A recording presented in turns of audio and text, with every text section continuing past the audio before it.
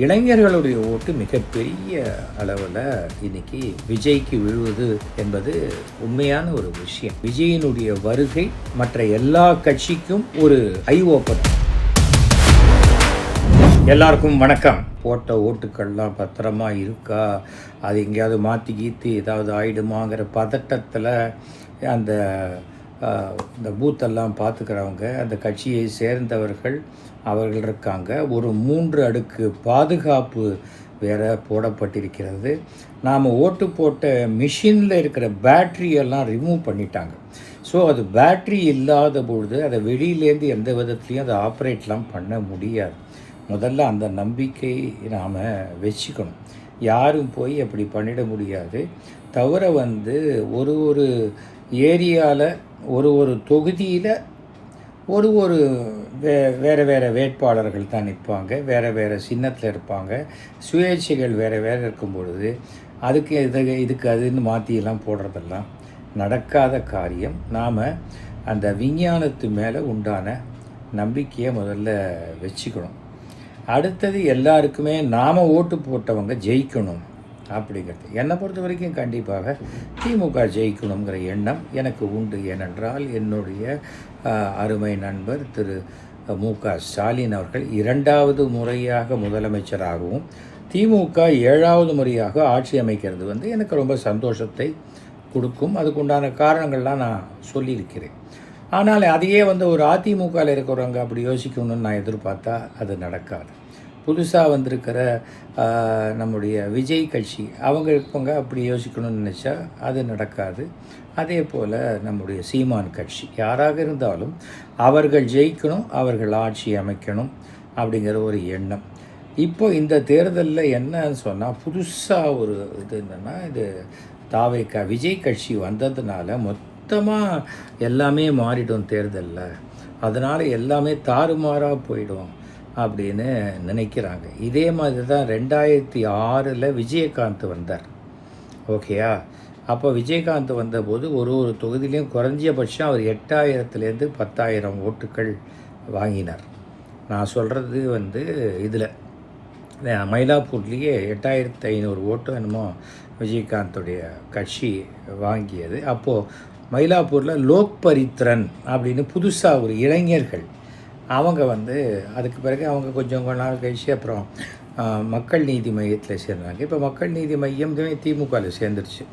அது மாதிரி ஆயிடுச்சுன்னு வச்சுக்கோங்களேன். அந்த மக்கள் நீதி மையம்க்கு முன்னாடி அந்த லோக் பரித்ரன் எல்லாமே இன்ஜினியரிங் காலேஜ் பசங்க, படித்த பசங்க, டிஷர்ட்ஸ்லாம் போட்டுக்கிட்டு கார்னர்லலாம் நோட்டீஸ் கொடுத்து ஊழலற்ற ஆட்சி எல்லாம் சொல்லி பண்ணினாங்க. அவங்க ஒரு 9,000 ஓட்டோ 10,000 ஓட்டோ வாங்கினாங்க. இது ரெண்டையும் தாண்டி தான் நான் நெப்போலியனை விட 1250 ஓட்டுக்கள் அதிகமாக பெற்று நான் மயிலாப்பூரில் எம்எல்ஏ ஆனேன்.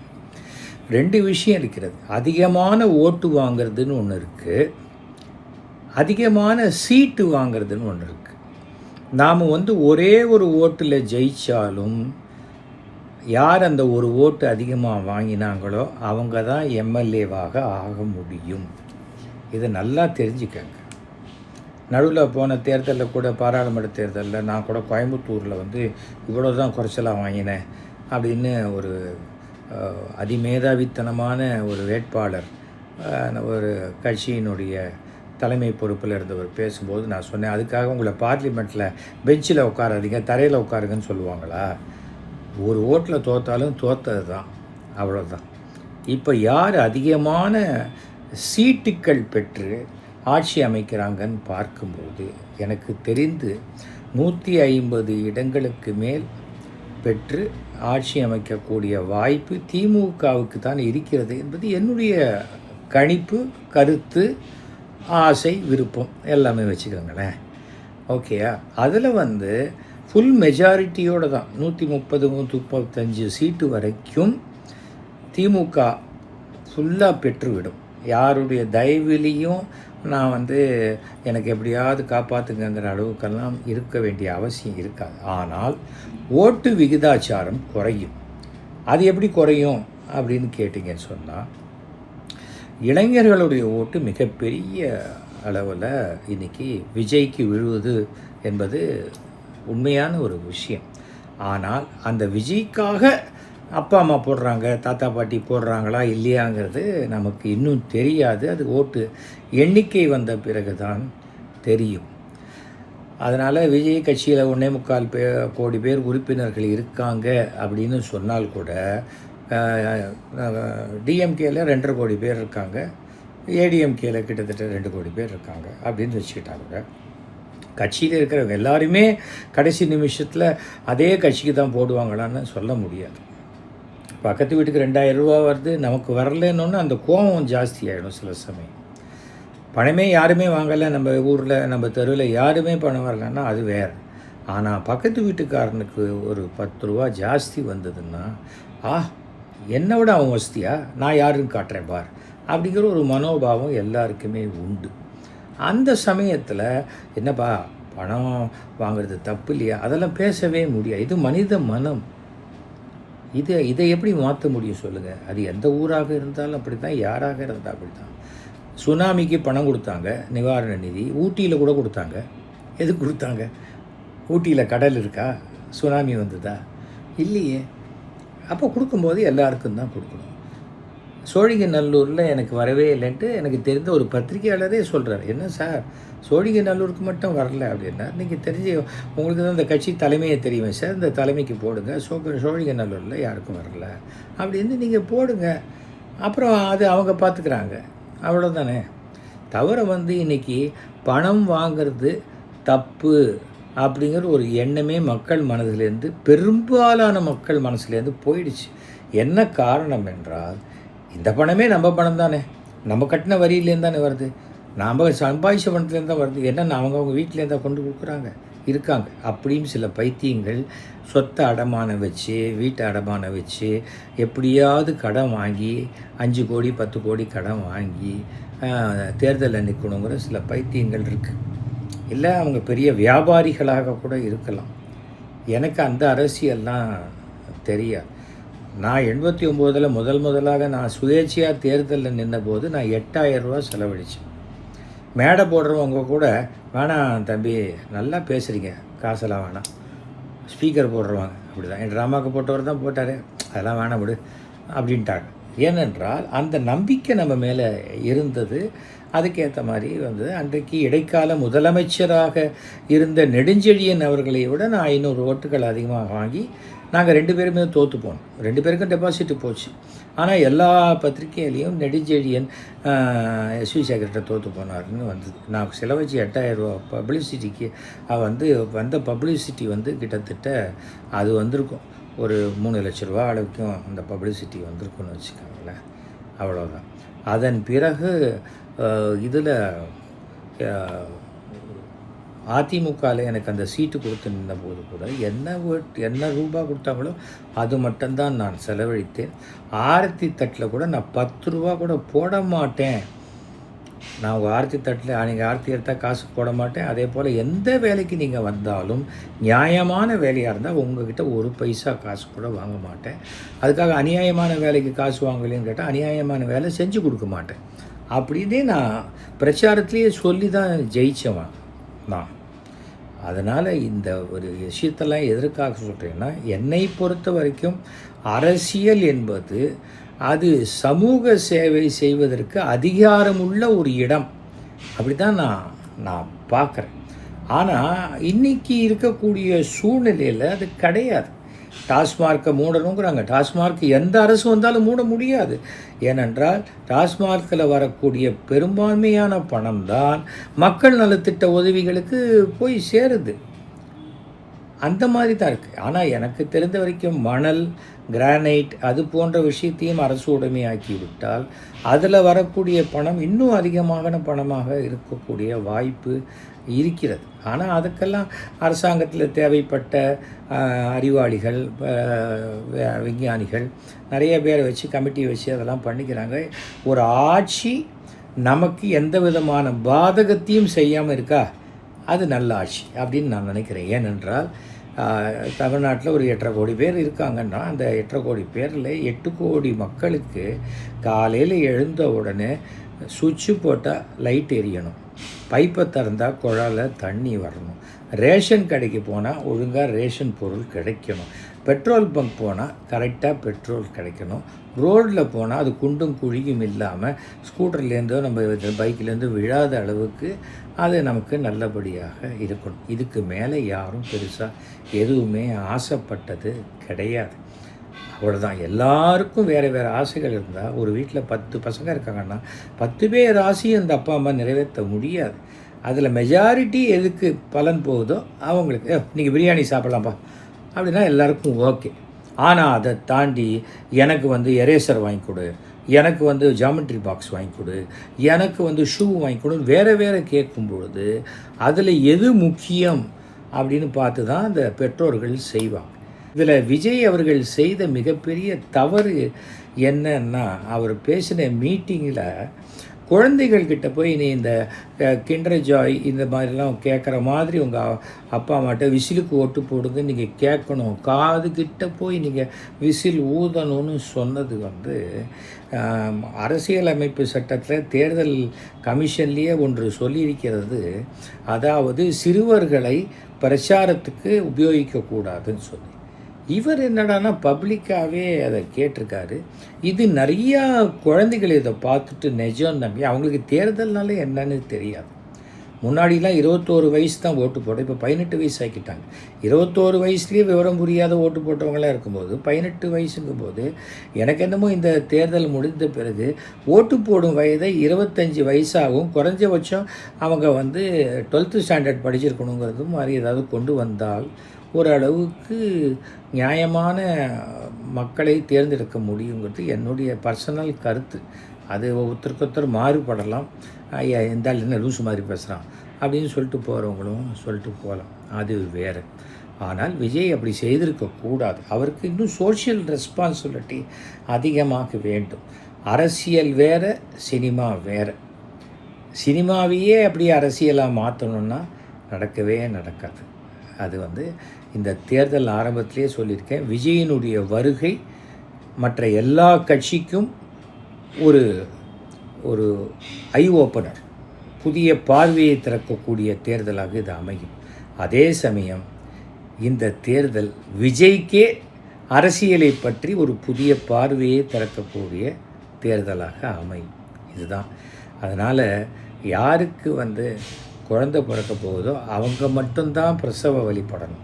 வீட்டில் இருக்கிற அப்பா அம்மா புருஷன் தம்பி தங்கச்சி எல்லாருக்கும் பிரசவ வலி வந்தால் கூட பிரயோஜனம் இல்லை. ஏன்னா குழந்தை ஒருத்தருக்கு தான் பிறக்க போகுது. அது மாதிரி யார் தேர்தலில் நிற்கிறாங்களோ அவங்க தான் வெற்றி பெற வேண்டும். அது அந்த டென்ஷன் அவங்களுக்கு இருக்கிறது நியாயம். ஆனால் அது ஒரு கான்ஃபிடென்ஸ் இருக்கணும். நம்ம போட்டோம். நான் ஓட்டு என்ற அன்றைக்கி கூட ஒரு 11 மணிக்கு தான் போனேன். காலையில் போய் நான் என்ன பண்ண போகிறேன், நான் என்ன மாற்ற போகிறேன், ஒன்றும் மாற்ற போகிறதில்ல. கரெக்டாக நான் ஒரு 12:30 மணிக்கு போகிறேன். என்ட்ரு பண்ணும்போது அண்ணே ஜெயிச்சிட்டிங்கண்ணே நீங்கள் அப்படிங்கிறாங்க. அதுக்கு முன்னாடி ஒரு டீ கடையில் டீ சாப்பிட்றேன். அங்கே டிவியில் போட்டிருக்காரு எஸ்வி சேகர் பின்தங்குகிறார்னு போட்டிருக்காங்க. என்ன பண்ண முடியும்? அதை பார்த்துட்டு அப்படியே நான் வீட்டுக்கு போக முடியுமா? எதற்காக சொல்கிறேன் என்றால், பொது வாழ்க்கைக்கு வந்த பிறகு வெற்றி தோல்வி இதெல்லாம் சகஜம். அதை ரெண்டையும் சம மனநிலையில் எடுத்துக்கொள்ளக்கூடிய ஒரு மனசை நம்ம வச்சுக்கணும். அதே சமயம் இது குழந்தைகளுக்கெல்லாம் அது அப்படி இருக்குமா இருக்காதான்னு நமக்கு தெரியாது. ஆகவே தயவு செஞ்சு இப்போ இந்த கேப்பில் உங்கள் வீட்டில் இருக்கிற பசங்கக்கிட்டெல்லாம் சொல்லி வைங்க, நிறைய ஓட்டு வாங்குவீங்கப்பா, ஆனால் ஆட்சி அமைப்பீங்களான்லாம் தெரியாது, அதெல்லாம் அவசரப்படாதீங்க, அது வேறு இது வேறு. இன்றைக்கி இல்லைன்னா இருக்குது 26, இல்லைன்னா 31 இருக்குது, 31 இல்லைன்னா 36 இருக்குது, பார்த்துக்கலாம். அது தேர்தல் என்பது வேறு அப்படிங்கிறத சொல்லணும். ஏடிஎம்கேயும் பல தேர்தலில் தோற்றுருக்கு, திமுகவும் பல தேர்தலில் தோற்றுருக்கிறது, டெல்லியில் காங்கிரஸும் தோற்றுருக்கு, பிஜேபியும் தோற்றுருக்கு. இதெல்லாம் தெரிஞ்சுக்கணும். வெற்றி தோல்வி என்பது இதை போய் டென்ஷனாக மனசில் ஏற்றிக்கிட்டு எங்கே திரும்பி என்னப்பா தேர்தல் எப்படிப்பா, தேர்தல் எப்படி, என்ன கூட ஒருத்தர் கேட்குறாரு லண்டன்லேருந்து ஃபோன் பண்ணி, என்ன சார் தேர்தல் எப்படி போச்சு, வழக்கப்படி தான் போச்சு, யார் ஜெயிப்பாங்க, யார் நிறையா ஓட்டு வாங்குறோம் அவங்கள தான் ஜெயிப்பாங்க, என்ன சார் இப்படி பேசுகிறீங்க, நான் என்ன யாருக்கு தேர்தல் அறிவிப்பு சொல்கிறேன்ட்டு சொல்லியிருக்கேன் நான் இல்லையப்பா, எதுக்காக எனக்கு ஃபோன் பண்ணி கேட்குற அப்படின்னு தான் நான் சொன்னேன். அது அவங்களுக்கு ரூடாக கூட தெரியல. ஆனால் நான் ஃபோனை எடுத்தோடனே இதையே நான் பேசிக்கிட்டு இருக்க முடியாது. நான் எங்கள் வீட்டு வாசலில் இருக்கிற இப்போ ஸ்டாலின் பேனரையோ அதெல்லாம் நான் எடுக்கவே இல்லை. என்னை கேட்டாங்க, இது எடுக்கணும்னு வந்து கேட்டாங்க. இது எங்கள் வீட்டுக்குள்ளே இருக்கிற பேனர். நான் ரோட்டில் பேனர் வச்சாதான் அரசியல் பேனரை நீங்கள் எடுக்க முடியும். எங்கள் வீட்டுக்குள்ளே இருக்கிற பேனரை நீங்கள் எப்படி எடுக்க முடியும் அப்படின்னு போயிட்டாங்க. நம்ம அந்த அளவுக்கு கிளியராக இருக்கணும், அவ்வளவுதான். நான் எதையும் எதிர்பார்த்து யாரோடையும் பழக மாட்டேன். திரு ஸ்டாலின் அவர்கள் 1980களிலேருந்து பழக்கம், கலைஞர் அவர்களையும் 80லேருந்து பழக்கம். அதனால் எங்கள் வீட்டில் பார்த்திங்கன்னா எல்லாருடைய ஃபோட்டோவும் இருக்கும். நான் எல்லாரோடையும் நட்பாக பழகக்கூடியவங்க. யாரும் என்னுடைய விரோதி கிடையாது, எனக்கு எதிரியும் கிடையாது. அந்த லெவலில் இருக்கிறதுனால என் வாழ்க்கை சிறப்பாக இருக்கிறது. யார்கிட்டையும் நான் எதையும் எதிர்பார்க்குறதும் கிடையாது. போன வாரம் வந்து டேக்ஸ் கட்டணும், ஹவுஸ் டேக்ஸ் கட்டணும், ப்ராப்பர்ட்டி டேக்ஸ் கட்டணுன்ட்டு எனக்கு எஸ்எம்எஸ் வந்தது. சாயங்காலம் 4 மணிக்கு வந்தது. 4:15 மணிக்கு எனக்கு டேக்ஸ் கட்டிட்டு முடிச்சிட்டேன். அவ்வளோதான்.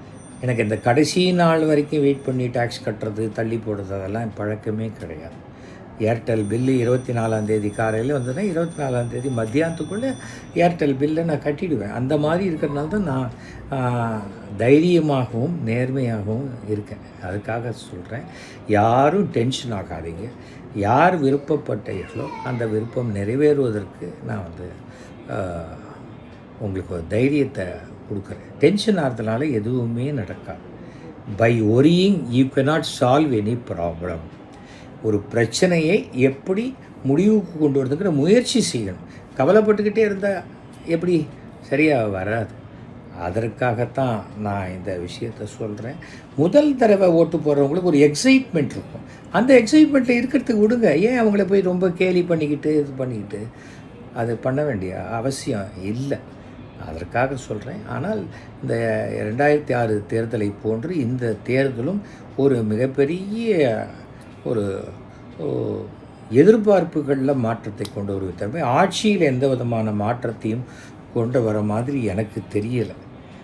அது ரொம்ப இந்த மாற்றம் வேணும் அப்படிங்கிற வார்த்தையை நம்ம யூஸ் பண்ணுறதுக்கு இப்போ ஜாகிரதையாக யூஸ் பண்ண வேண்டியிருக்கிறதுனால சொல்கிறேன். இந்த வரக்கூடிய ஆட்சி இப்போ இருக்கக்கூடிய ஆட்சியை தொடரக்கூடிய ஆட்சியாகத்தான் இருக்கும் என்பது என்னுடைய நம்பிக்கை. திமுக வந்து ஃபுல் மெஜாரிட்டியோட ஆட்சி அமைக்கும் என்பது என்னுடைய கணிப்பு, என் எதிர்பார்ப்பு, என் ஆசை. ஆகவே 2வது முறையாக முதலமைச்சராக அமரப்போகும் என்னுடைய அருமை நண்பர் ஸ்டாலின் அவர்களுக்கு என்னுடைய மனமார்ந்த வாழ்த்துக்களை நான் தெரிவித்துக் கொள்கிறேன். அவ்வளோதான். மற்றபடி யாரை பற்றியும் தப்பாக பேச வேண்டிய அவசியமே கிடையாது. அதே சமயம் தமிழ்நாட்டில் பிராமணர்கள் புறக்கணிக்கப்படுகிறார்கள் அப்படிங்கிற இது இருந்ததை மாற்றி வந்து திரு சீமான் அவர்களும் திரு விஜய் அவர்களும் பிராமணர்களுக்கு இந்த முறை எம்எல்ஏ சீட்டு கொடுத்ததற்கு என்னுடைய சமூகத்தின் சார்பில் மனமார்ந்த நன்றியை நான் தெரிவித்துக் கொள்கிறேன். இது இனிமேல் தொடரும். ஒரு 3% இருக்கக்கூடிய பிராமணர்கள் சட்டசபையிலும் 7 பேர் அமர வேண்டும் என்பதற்கு ஆசை எல்லா கட்சிகளுக்கும் வர வேண்டும், வரும். ஏனென்றால் இந்த தேர்தல் முடிவு அப்படிப்பட்ட எந்த ஒரு ஜாதியும் இனிமேல் நாம் புறக்கணித்தால் நமக்கு அது வந்து பாதகமாகிவிடும் என்ற சூழ்நிலையை இந்த தேர்தல் ஏற்படுத்தும் என்ற நம்பிக்கையும் எனக்கு இருக்கிறது. ஆகவே எப்போவுமே நல்லதே நடக்கும் என்ற நம்பிக்கையில் நாம் வாழ்வோம். அதுதான் ஆரம்பத்தில் நான் சொன்ன மாதிரி தான் மீண்டும் என்னுடைய அருமை நண்பர் திரு மு.க. ஸ்டாலின் அவர்களுக்கு, மீண்டும் தமிழக முதல்வராக அமரப்போகும் ஸ்டாலின் அவர்களுக்கு என்னுடைய மனமார்ந்த வாழ்த்துக்கள். என் கருத்து பிடிச்சிருந்ததுனாக்க 9841023545 ஃபோன் பண்ணி சொல்லுங்கள். இல்லைன்னா சைலண்ட்டாக விட்டுருங்க. ஓகேயா? நன்றி, வணக்கம்.